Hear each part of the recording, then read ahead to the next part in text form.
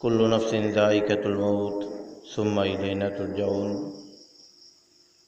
হে মানব সম্প্রদায়, তোমরা জেনে রাখো, পৃথিবীর বুকে যতগুলো প্রাণী আছে সমস্ত প্রাণীর একবার মৃত্যুর শরবত পান করিতে হইবে, আবার এদের পুনরায় আবার জিন্দা হতে হবে। মানুষ জাতি এবং জিন জাতি শুধু হিসাব হবে, আর কোনো জাতির আর কোনো পশুপঙ্খী কাহারও কোনো হিসাব হবে না। 18,000 মাখলুকাতের ভিতর থেকে মাত্র 2টা মাখলুকাতের হিসাব হবে, যেটা হচ্ছে জিন এবং মানুষ। এই জন্য মানুষ সম্প্রদায়ের আমাদের হুঁশ হওয়ার প্রয়োজন। আমাদের প্রকাশ্য শয়তান হচ্ছে জিন জাতি, যারা সর্বক্ষণ সর্বসময় আমাদেরকে খারাপ কাজের বিরুদ্ধে লিপ্ত রাখার জন্য চেষ্টা করে এবং খারাপ কাজের ভিতরে নেওয়ার জন্য চেষ্টা করে। শয়তান কখনো মানুষের ভালো চায় না।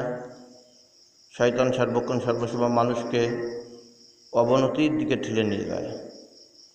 যেমনটি মানুষ যখন মারা যায়, মানুষ মারা গেলে পুরুষের জন্য 3টে কাপড় ব্যবহার করা হয়। যেই কাপড়ের নাম হচ্ছে কাফনের কাপড়। মৃত্যুর পরে যেটা পরাই দেওয়া হয় সাদা কাপড়। একটার নাম হচ্ছে ইজার, দ্বিতীয় নাম হচ্ছে চাদর, তৃতীয়টার নাম হচ্ছে জামা। এই জামা বড় বিরাট বড় কঠিন জামা। এই ইজার বড় বিরাট বড় ইজার। এই চাদর বিরাট বড় একটা চাদর, যাদেরকে পাট থেকে মাথা থেকে নিয়ে পাও পর্যন্ত আটকাই দেওয়া হবে।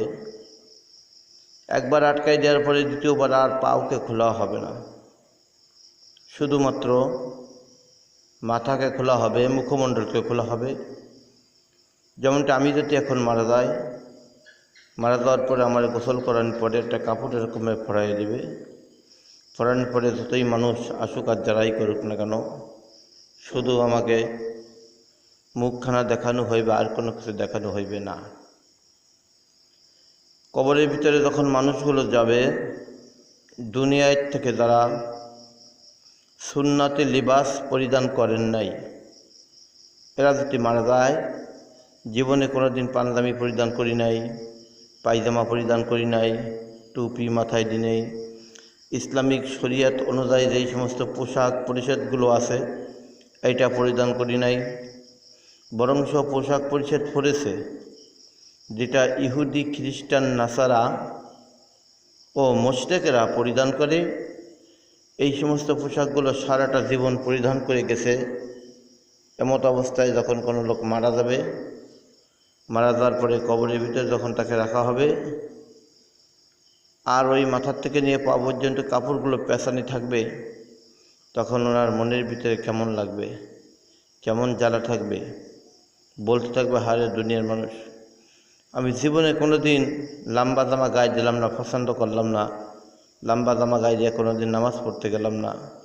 সব দিন শার্ট, প্যান্ট, গেঞ্জি ইত্যাদি পরে নামাজ কালাম করেছি, ইবাদত করেছি, মানুষের সঙ্গে ঘোরাফেরা করেছি, দবদবি দেখাইছি। আজকে আমি মারা গেলাম আর আমার সাথে সাথেই বড় জামা গায়ে দিয়ে দিছ, ওইটা কোনো বিষয় নাই। আমাদের বিষয় হচ্ছে আমরা মুসলমান, আমাদের মুসলমানের পোশাক পরিধান করা। কিছু কিছু মহিলারা আছে সুন্নতি পরিবেশ করতে যাইয়া শয়তানি পরিবেশ এবং হারামের ভিতরে লিপ্ত থাকে।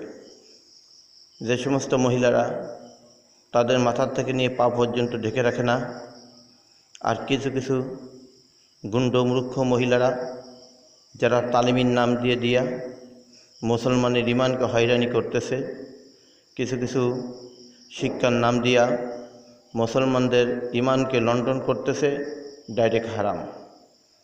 যে সমস্ত মহিলারা মহিলাদের ভিতরে শিক্ষা দিতেছে, যে সমস্ত মহিলারা তোমরা মেক্সি গায়ে দেবা, মেক্সি পরিধান করার পরে যদি কাছে আর কোনো চাদর না থাকে, ওড়না না থাকে, তাহলে ডাইরেক্ট হারাম। বুড়োই হোক আর গুঁড়োই হোক, যাই হোক না কেন। এজন্য প্রত্যেকটা মানুষের উচিত যে আমাদের মাথার থেকে নিয়ে পা পর্যন্ত পরিপূর্ণভাবে ঢেকে রাখা। আর সেই সমস্ত মূর্খ গন্ডার মা বোনেরা যারা তালিমের ভিতরে লিপ্ত আছে এদের কাছে আহ্বান করে জানাবো যে তোমরা ভালো ওলামায়ে কেরাম দেখে তাদের সঙ্গে পরামর্শ করে কিতাবি মাসাইল এইগুলো ছাড়ার জন্য চেষ্টা করতে হবে। পরে লেখা বই পড়ে পড়ে তালিমের ভিতরে লিপ্ত থাকা এটা ডাইরেক্ট নিষেধ। কিয়ামতের ময়দানে আল্লাহ রাব্বুল আলামিন বলেন, রাসূলুল্লাহ সাল্লাল্লাহু আলাইহি সাল্লাম বলেন যে দুনিয়ার বুকে সব ঠিক আছে, কিতাবে আছে, কোরআনে আছে, তোমার আমার দেখা নাই, এটা তোমার আমার বলা নিষিদ্ধ, এটা বলতে পারবো না। যেহেতু তুমি আগে ভালো করে দেখো, বোঝো, আমল করো, তারপরে তুমি এটা ছাড়ো। তো আমাদের দেশে যে সমস্ত গন্ডার মহিলারা, মা বোনেরা লেখা জানে না, পড়া জানে না, তালিমের ভিতরে ঢুকে ঢুকে এদেশের সম্পূর্ণ মহিলাদেরকে তালিমের নাম দিয়ে নিয়ে একেবারে নিয়ে যাচ্ছে মধুর নাম নিয়ে খাওয়াই দিতেছে ইঞ্জিন, খাওয়াই দিতেছে বিষ, যা খেলে পরে মানুষ মারা যাবে। এই জন্য সমস্ত মানুষগুলো আমরা ভালোভাবে হক্কানি উলামায়ে কেরামের থেকে আমরা তাহাক্কি করে তারপরে আমরা কথার ভিতরে লিপ্ত থাকবো ইনশাআল্লাহ। আল্লাহ রাব্বুল আলামিন তৌফিক দান করুক, আমিন।